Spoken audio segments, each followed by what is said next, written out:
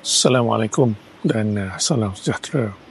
Kita dah masuk ke hampir seminggu. Apa yang sedang berlaku kini di peringkat dunia berhubung dengan kenaikan tarif yang dikenakan oleh Presiden Trump, Presiden Amerika Syarikat ke atas lebih 50 buah negara yang Amerika mendapati mempunyai trade deficit, jurang perdagangan antara Amerika dan negara tersebut. Dan kita lihat dasar yang dikenakan oleh Trump ini sebenarnya berniat untuk memaksa negara-negara tersebut berunding dengan Presiden Trump, dengan Amerika, agar tarif yang dikenakan oleh Amerika tersebut dapat dikurangkan. Jadi ini perkara yang tidak pelik kerana Trump adalah seorang usahawan dan itulah cara beliau berunding, ya. The art of making deal. Pada masa yang sama, kalau kita lihat apa yang Trump buat ini juga merujuk kepada satu gerakan, satu dasar yang kalau diteruskan dan berpanjangan akan mengubah landscape dan architecture politik, ekonomi, perdagangan global. Seperti mana yang pernah berlaku pada zaman 1971 oleh Presiden Amerika sendiri, iaitu Richard Nixon, yang telah memperkenalkan satu lagi perkara baru yang menjatuhkan gold standard dalam menyandarkan dolar Amerika kepada emas, ya. Jadi ketika itu, lepas saja Richard Nixon decouple daripada apa yang disebut sebagai gold standard, Amerika mempunyai kekuatan atau kelebihan yang melampau, seperti mana bekas Menteri Kewangan Perancis Valéry Dastin yang mengatakan Amerika ada exorbitant privilege. Jadi sejak pada itu sebenarnya Amerika, antara ekspor utama Amerika adalah US dollar. Amerika boleh berbelanja secara defisit trilion US dollar tanpa ada kesan yang besar kepada ekonominya. Kerana apa? Kerana seluruh dunia menggunakan mata wang US dollar dalam perdagangan, khususnya perdagangan antarabangsa. Sebab itulah Amerika menggunakan kekuatan US dollar ini sebagai salah satu senjata geopolitics ataupun geoekonomi, khususnya dalam menjadikannya asas kepada sekatan ekonomi, sanctions, seperti yang telah dikenakan kepada Rusia. Ya, bila mana Rusia dihalang untuk berdagang menggunakan mata wang US dollar, Amerika membatalkan akses Rusia berdagang menggunakan SWIFT, ya, sistem yang facilitate, yang memudah cara perdagangan pertukaran mata wang antara dua atau tiga negara yang berdagang. Dan perbincangan akademik ilmiah yang baik banyak dibicarakan dalam bahasa Inggeris, dalam bahasa-bahasa lain, tapi tidak dalam bahasa Melayu, berkenaan dengan apa yang sedang berlaku kini. Ya, Malaysia kena tarif yang tinggi dan kita katanya akan berunding dengan Trump secara bilateral dan juga secara ASEAN. Tapi kalau kita lihat, sebenarnya kita perlu lihat perubahan-perubahan ini melangkaui isu perdagangan semata-mata. Bagi saya dan beberapa lagi sarjana lain seperti Wolfgang Strick dari Jerman, ya, Trump hanyalah satu simptom yang sebenarnya muncul akibat penyakit yang lebih membarah dalam sistem ekonomi global, iaitu kapitalisme yang sudah pun mencapai satu tahap yang tidak lagi mengutamakan kebajikan dan kepentingan manusia. Dan Trump lahir daripada satu reaksi balas politik Amerika yang berasaskan populisme rakyat Amerika yang kecewa dan menolak dasar-dasar liberal yang mengayakan orang-orang yang berada di Wall Street dan menyampingkan orang-orang yang bekerja keras, working class, yang saban tahun kehilangan peluang pekerjaan mereka akibat adanya WTO, adanya GATT. Ini semua perjanjian perdagangan yang bersifat multilateral yang memudahcarakan perdagangan bebas yang akhirnya atas faktor cost, atas faktor efisiensi, atas faktor profitability, keuntungan, banyak firma-firma, syarikat-syarikat yang menghasilkan barangan di Amerika yang dahulunya zaman-zaman saya kecil dulu kita pernahlah beli barang made in USA dan kita berbangga dengan barangan tersebut. Dan akhirnya perkara ini sekarang tak ada lagi kerana manufacturing base Amerika telah beralih ke seluruh dunia, khususnya China, khususnya Vietnam. Negara-negara membangun ataupun negara-negara Asia yang lain. Jadi akibat daripada perubahan lanskap ekonomi Amerika ini, masyarakat Amerika akhirnya tiada lagi kepakaran menggunakan tangan mereka seperti mana masyarakat-masyarakat lain. Kenapa? Kerana kerja-kerja ni adalah kerja-kerja yang memerlukan kemahiran, kesabaran. It's a menial jobs, production line. Semua ni orang Amerika tak biasa dah. Dulu zaman dulu Amerika adalah pelopor kepada apa yang disebut Fordism. Bagaimana sistem pembuatan kereta Henry Ford menjadikan assembly line sesuatu yang norma dalam produksi penghasilan barangan sistem kapitalisme moden. Sekarang Amerika menjadi jaguh dalam bidang kewangan, services, insurance, bond, stocks, shares. Jadi mereka buat apa yang disebut sebagai rentier capitalism. Kapitalisme yang berasaskan ambil untung atas apa yang telah dibuat. Sewaan. Dalam bahasa Melayunya kita nak berbicara ni sedikit sukar kerana terma-terma ni jarang digunakan dalam bahasa Melayu. Jadi rentier capitalism ini yang dia punya keutamaannya base-nya adalah di Wall Street, di Wall Street akhirnya telah mengorbankan ekonomi Main Street. Jadi apa yang berlaku dulu pada 2008 skandal kewangan dunia bermula dengan apa yang telah berlaku di Wall Street dan merebak di seluruh dunia. Ini semua menunjukkan tanda-tanda kelemahan sistem kapitalisme moden yang akhirnya melahirkan ketidakpuashatian masyarakat umum. Sebab itu ada istilah dulu gerakan Occupy Wall Street, the 99% against 1%. Dan Trump lahir di tengah-tengah gelombang rakyat ini yang kecewa dengan dasar dan pentadbiran liberal yang dibawa oleh Amerika Syarikat secara domestik dan international.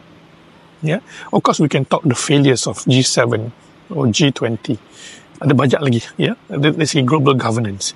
Tapi point being is that seperti mana yang dikatakan oleh Perdana Menteri Singapura, sebenarnya dunia dah capai satu tipping point, perlu ada semak semula struktur ekonomi dunia yang telah diusahakan 20-30 tahun dahulu dan perlu ada penambahbaikan. Ada wajarnya saran ini difikirkan kerana dulu ketika mana World Trade Organization dimulakan, dan dijadikan template kepada perdagangan bebas antarabangsa, China kecil. China punya shares of trade dan dunia tak sampai 10% pun dulu. Sekarang ni China combine bercampur dengan BRICS 30% lebih besar berbanding dengan Amerika campur Europe. Jadi sudah ada satu shift of economic gravity daripada barat ke timur, yang China menjadi ketua dan kepalanya. Jadi kalau itulah sudah menjadi norma ketika hari ini, sudah tentulah perlu ada perubahan. Sebab itu Trump, apa yang Trump buat ini, tak kisahlah kita kata dia ni memang sekadar nak berunding atau dia betul-betul percaya dengan dasar protectionism yang dia ingin jadikan Amerika great again, hebat semula dengan percubaan reshoring manufacturing base yang telah lama tinggalkan Amerika ke Jepun, ke Korea, ke Vietnam, ke China. Jadi kalau itu menjadi sasaran Trump, maknanya benda ni akan tetap berlaku. Dia akan berlaku dengan amat sukar. Dia akan mengubah struktur ekonomi dunia, seterusnya menjadikan dunia tidak stabil untuk beberapa tahun. Cuma persoalan kita pada hari ini, kalau kita terima premis Trump adalah simptom, dan telah saya uzahkan tadi, apa yang sebenarnya masalah utama ialah sistem kapitalisme global yang bermasalah, yang perlu semak semula, dikaji semula, khususnya sistem ribawi yang mendasari perbankan dan kewangan moden, yang menatijahkan lebih banyak masalah-masalah ketidakadilan ekonomi, yang akhirnya meletuskan populisme di Amerika, di seluruh dunia, bukan di Amerika saja, di seluruh dunia, yang akhirnya Trump menjadi poster boy kepada kebangkitan populisme ini dalam acuan Amerika. Yang kita semua tahu Amerika ni, dia ada framework, dia memang ada exceptionalism, seolah-olah dia ada keistimewaan. Amerika always think like this. Daripada zaman ratusan tahun ketika Amerika mula-mula dulu diwujudkan pun dia dah ada tanggapan sebegitu. Baik, sebagai seorang Muslim, how should we view this? In my point of view, kita perlu lihat perubahan-perubahan yang berlaku ini mengikut kacamata wahyu juga.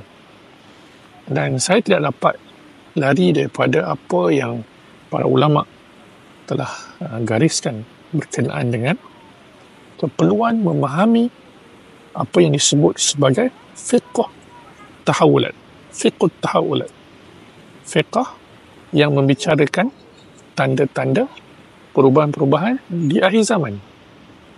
Ianya satu disiplin ilmu yang berdiri atas fardu ain, ilmu fardu ain yang lain, Al-Quran, hadis, fiqh, ya. Dan ianya telah disusun, disistematikkan oleh almarhum Habib Abu Bakar Al-Masyhur Al-Adni, ya, dah meninggal tahun lepas tak silap saya, dan karya-karya beliau banyak. Beliau asal Yaman, daripada Aden, dan bagi saya beliau telah meninggalkan khazanah ilmu yang pada ketika ini sangat-sangat penting untuk kita kaji dan gali semula. Jadi kita perlu merujuk para ulama yang arif dalam hal-hal nubuah, hal-hal tafsir Al-Quran, untuk kita jadikan framework. Baik, kenapa saya katakan disiplin ilmu ini disiplin ilmu yang kita perlu jadikan asas dan sandaran dalam menilik perubahan yang berlaku, termasuklah kehadiran Trump sebagai satu simptom kepada masalah yang lebih besar. Ianya kerana kalau kita lihat, kita perlu ada satu kemampuan, khususnya di peringkat kepimpinan lah. Seorang pemimpin, sama ada pemimpin politik, pemimpin ekonomi, pemimpin agama, pemimpin masyarakat, pemimpin negara, kerajaan, perlu ada satu skill set, satu framework yang mana dia boleh lihat dari sudut yang lebih besar, helicopter view, pada masa yang sama boleh zoom in ke dalam masalah secara mikro. Dan kena ada satu kemampuan yang saya suka sebut seven sense, ya, kemampuan mencerap perubahan yang berlaku dan menggali sebab musababnya di peringkat dasar, dan mengaitkan events ataupun perubahan-perubahan yang berlaku, kejadian-kejadian yang berlaku, walaupun seolah-olah tidak ada kaitan, tapi sebenarnya ada. So, the ability to relate seemingly unrelated things, the undercurrents in economy, in politics, using the framework of religion, Islam, wahyu, definitely will help us to understand and decipher the signs that our beloved Prophet SAW, peace be upon him, had articulated in 1,400 years ago. So, ini yang saya cuba positionkan. Sebab kita tak boleh lihat isu perang dagang ni semata-mata melibatkan ekonomi. Dan kita tak boleh lupakan perang dagang ataupun tarif ini dengan apa yang sedang berlaku di Gaza. Ya, sebab Allah tak jadikan sesuatu perkara itu yang besar khususnya tanpa ada makna yang mendalam dan berkaitan. Trump mempunyai kesan yang besar kepada seluruh dunia dan juga kesan yang amat besar kepada kedaulatan dan kesucian Baitul Maqdis. Jadi, saya akan kupas satu lagi video berhubung dengan seruan jihad Kesatuan Ulama Islam Sedunia nanti. Tapi sebelum itu, saya nak jelaskan dulu apakah possible scenarios yang boleh meletus daripada episod perang dagang yang sedang berlaku kini. Baik. Saya belajar di King's College London pada tahun 2017 hingga 2018. Dan banyak perbincangan saya hadir hampir setiap hari, sama ada di college ataupun dianjurkan oleh badan-badan think tank sekitar London. Ada yang di Oxford, ada di Cambridge. Dan ketika itu, UK sibuk dengan usaha Brexit nak keluar daripada kesatuan di Eropah. Ya. Tapi yang lebih dia jadi perkara yang tak berubahlah perbincangan ialah berkenaan dengan kebangkitan China dan juga kebangkitan Rusia di bawah Putin. Masa itu belum berlaku perang Ukraine. Jadi Barat telah lama berasa bimbang dengan status kepimpinan mereka dalam dunia, khususnya Amerika, kerana mereka merasakan kebangkitan China secara ekonomi, kebangkitan Rusia sebagai sebuah kuasa ketenteraan, kuasa pertahanan akan menggugat order dunia yang sekian lama terbentuk, sama ada seawal lepas Perang Dunia Kedua ataupun selepas kejatuhan Soviet pada tahun 90-an. Jadi, seperti mana teori-teori hubungan antarabangsa yang lain, antara yang selalu masyhur dimainkan ialah Thucydides trap, perangkap Thucydides, iaitu satu teori yang mengatakan mengambil ibrah pengajaran daripada perang Peloponnesian, ya, perang Peloponnesia yang berlaku pada dalam sejarah Greece, di mana perang antara Spartan dan Athens. Ya, bila ada dua kuasa besar dan satu revisionist power yang baru naik, maka kuasa yang menjadi ketua itu akan bangun pertahankan dan ia akan mencetus peperangan. Jadi teori Thucydides ini dimainkan dalam think tank di Washington, di Eropah. Of course ada counter argument, tapi argument yang paling kuat, hujah-hujah yang kuat sememangnya telah menyasarkan akan berlaku perang antara Amerika dan China dan Rusia.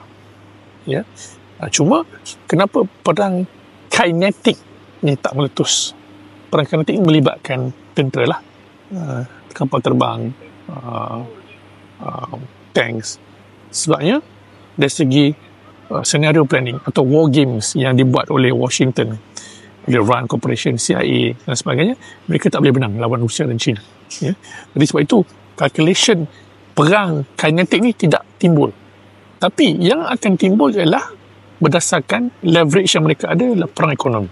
Sebab saya katakan tadi, kelebihan Amerika sebagai lender of the last resort, iaitu US dollar, yang memiliki international reserve currency yang yang diperlukan oleh semua orang.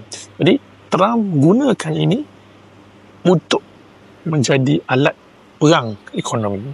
Sebab itulah apa yang kita baca, kita situate. How do we situate the situation? It is a geo-economic battle. It's a geopolitical battle in the economic front. Tapi dalam sejarah terlihat perkara sebegini selalunya, kebiasaannya, Perang Dunia Pertama, Perang Dunia Kedua maupun perang-perang yang sebelum-sebelum ini dalam sejarah manusia, selalunya perang ekonomi akan berakhir dan berlanjut menjadi perang kinetik atau perang tenteraan. Jadi kalau inilah kebimbangan kita, maka kita perlu baca semua perkara secara adil dan tertib.